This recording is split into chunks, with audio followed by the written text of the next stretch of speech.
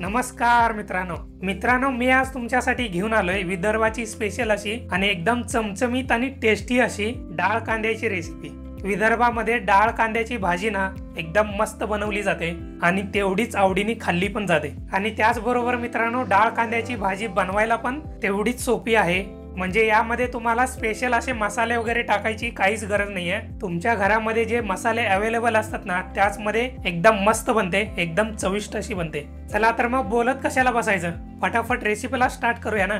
आणि हो, ज्या लोकांनी चॅनलला सबस्क्राइब केलेलं नाहीये त्यांनी सबस्क्राइब करा, लाईक करा आणि कमेंट करायला पण विसरू नका। चला फटाफट रेसिपीला स्टार्ट करूया। तर आता मित्रांनो सगळ्यात आधी कढई जी आहे ना चांगल्या प्रकारे गरम करून घ्यायची। एकदा का कढई चांगल्या प्रकारे गरम झालं ना आता यामध्ये 7 ते 8 चमचे तेल टाकून घ्यायचं आणि तेल पण चांगलं गरम करून घ्यायचं। एकदा का तेल चांगलं कडकडीत असं गरम झालं ना आता यामध्ये अर्धा चमचा जिरा टाकून घ्यायचा। जिऱ्यानंतर काही खडे मसाले यामध्ये टाकून घ्यायचे। त्यामध्ये चक्री फूल, लवंग, काळी मिरी, दालचिनी, मसाला इलायची आणि तमालपत्र। आता या मसाल्यांबरोबर 4 सुक्या लाल मिरच्या टाकून घ्यायचे। आता हे सगळे खडे मसाले आणि मिरची तेलामध्ये अगदी 1 मिनिटासाठी चांगलं परतून घ्यायचंय।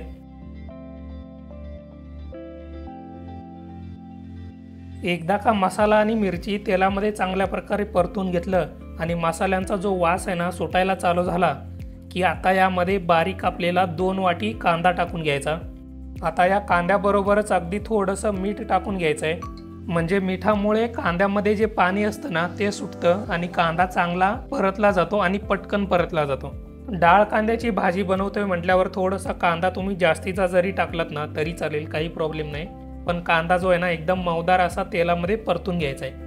आता इथं तुम्ही बघू शकताय कांदा एकदम मऊदार असा चांगला परतून घेतलेला आहे। एकदा का कांदा चांगल्या प्रकारे परतून झाला ना आता यामध्ये 1 चमचा आलं लसणाची पेस्ट टाकून घ्यायची। आता या पेस्टला पण कांद्याबरोबर चांगलं 1 मिनिटासाठी परतून घ्यायचं तेलामध्ये।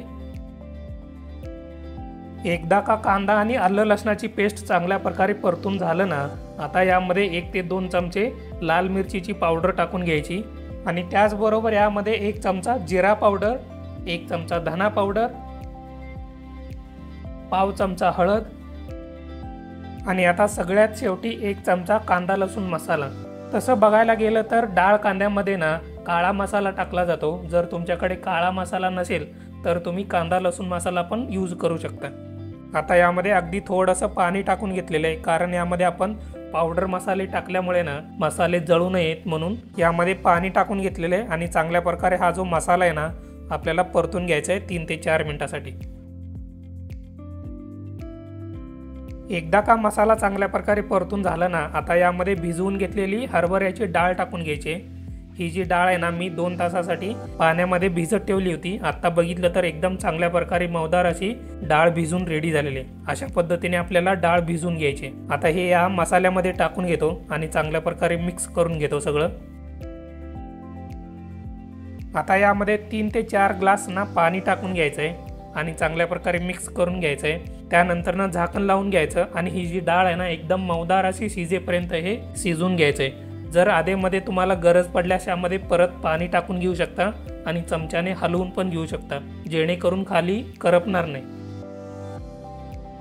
आता मित्रांनो तुम्ही इथं बघू शकताय ऑलमोस्ट आता 20 ते 25 मिनिट झालेले आहेत। डाळ जी आहे ना एकदम चांगल्या प्रकारे शिजलेली आहे आणि मध्ये मी एकदा यामध्ये पाणी पण टाकून घेतलं होतं आणि त्याचबरोबर यामध्ये 3 ते 4 वेळा चमचा पण फिरवून घेतला होता कारण खालून भाजी करपण्याची शक्यता असते म्हणून।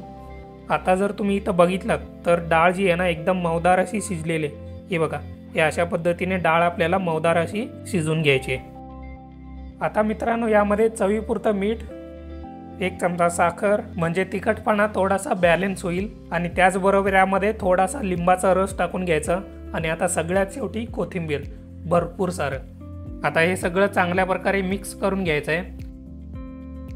तर फायनली आपला एकदम मस्तपैकी चवदार असा आणि झणझणीत म्हटलं तरी चालेल डाळ कांद्याची भाजी रेडी झालेली। मग काय म्हणता मित्रांनो, कशी झाली भाजी? एकदम मस्त झाली की नाही? विदर्भामध्ये प्रत्येकाच्या घरामध्ये ही भाजी बनवली जाते आणि तुम्ही आता बघितलेला असाल बनवायला पण एकदम साधी सोपी आहे। आणि व्हिडिओच्या सुरुवातीला सांगितल्याप्रमाणे ना यामध्ये स्पेशल असा मसाला वगैरे काहीच नाही वापरला। जे घरामध्ये मसाले अवेलेबल असतात ना त्याच मध्ये बनवलेला आहे। चला आता जाता जाता रेसिपी आवडली असेल तर लाईक करा, कमेंट करा आणि सगळ्यात महत्त्वाचं मित्रांनो, ज्या लोकांनी चॅनलला सबस्क्राईब केलेलं नाहीये त्यांनी सबस्क्राईब करा, लाईक करा, कमेंट करा आणि ज्या रेसिपीज तुम्हाला आवडतात त्या इतरांच्या बरोबर शेअर करायला पण विसरू नका।